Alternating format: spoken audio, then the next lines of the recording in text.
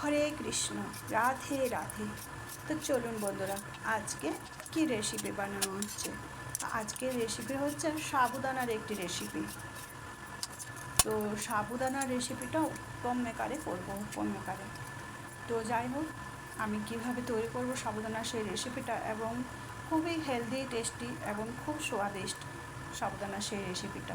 চলুন দেখে নেওয়া যাক সেই রেসিপিটা কিভাবে আমরা তৈরি করি।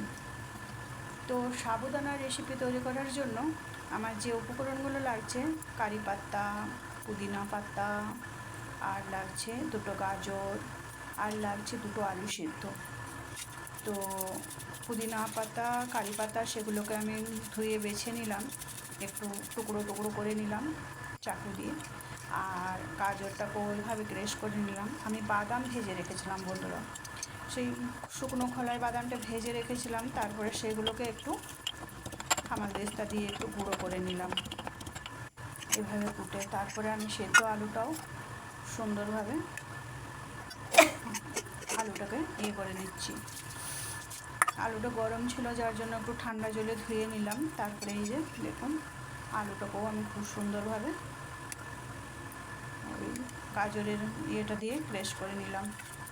এবার আমি এক টুকরো আদা নিলাম, আদাটাকেও সুন্দর করে ক্রাশ করে নিলাম। তারপরে আমি দুটো কাঁচা লঙ্কা নেব, কাঁচা লঙ্কাটাও কুচিয়ে নিচ্ছি। দেখুন আমার, তারপরে আমি সাবুটাকে ধুয়ে এইভাবে ছাঁকনি দিয়ে ছেঁকে নিলাম। জল ঝরানো আর সাবুটা লাগবে, কারণ বেশি জল দরকার লাগবে না। তো এইভাবে ছেঁকে আমি জলটা ঝরিয়ে নিলাম। এখন আমি বাটির মধ্যে সাবুদানাটা দিয়ে দিচ্ছি সেই কারি পাতা, পুদিনা পাতা, তারপরে গাজর, তারপরে আলু সেদ্ধটা, তারপরে সেই ক্রাশ করা বাদামগুলো, গুঁড়ো করা বাদামগুলো। তারপরে আমি দিয়ে দিলাম পিঙ্ক সল্ট, আর দিয়ে দিলাম ভাজা জিরে গুঁড়ো। ভাজা জিরে গুঁড়ো আমার কাছে ছিল, তো ওটাই দিয়ে দিলাম। আর ভালো করে দেখুন, হাত দিয়ে সুন্দর করে ওটাকে মেখে নিচ্ছি। বন্ধুরা, এখানে বলে রাখি, আপনাদের কাছে ফ্রেশ নারকেল থাকলে আপনারা দিতে পারেন।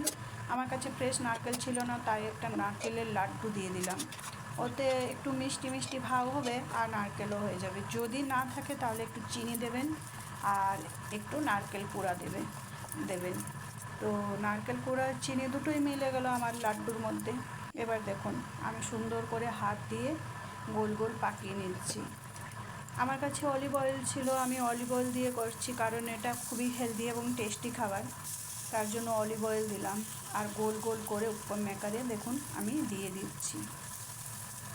এইভাবে গোল গোল করে উপর মেকারে আমি দিয়ে দিচ্ছি। দেখুন বন্ধুরা, আমার যদি ভিডিও আপনাদের ভালো লাগে তাহলে লাইক করে দেবেন, সাবস্ক্রাইব করে দেবেন চ্যানেলটিকে, আর কমেন্ট করবেন। আপনাদের কমেন্ট পেয়ে আমার মোটিভেশন হবে, আমি আবার সুন্দর সুন্দর ভিডিও দিতে ইচ্ছুক থাকবো। আর দেখুন বন্ধুরা, দেখতে থাকুন। আর আমি এক পাশটা পাল্টে নিলাম ঢাকা দিয়ে। তারপরে দেখুন কত সুন্দর আমার সাবুদানার সেই রেসিপিটা তৈরি হয়ে গেছে। এটা উপম মেকারে খুব সুন্দর হয়, খুব বেশি তেল লাগে না, কিছু লাগে না, খুবই হেলদি খাবার একটা। সকালের জল খাবারে খুবই উপকারিতা একটি খাবার।